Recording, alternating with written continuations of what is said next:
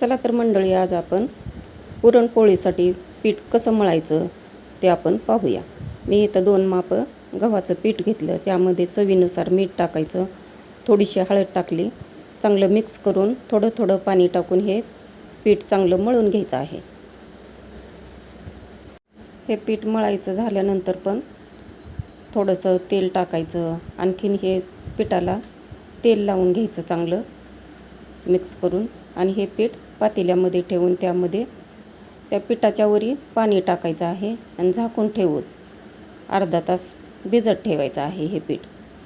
नंतर पाण्यातून काढून आणखीन पीठ मळून घ्यायचं. तेलाचा हात लावून चांगलं चिकटपणा येतो ह्या पिठाला आणि आपली पोळी फुटणार नाही, फाटणार नाही, मऊ लुसलुसीत छान पुरणपोळी होते.